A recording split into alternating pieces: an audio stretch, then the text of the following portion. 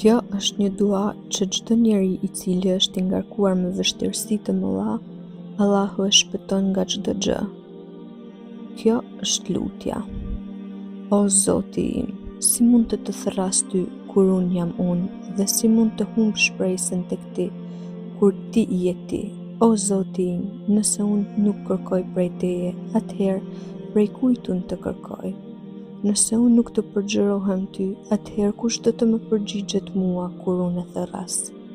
Nëse nuk të ankohem ty, atëherë ku të kthehem unë që të gjej mëshirë?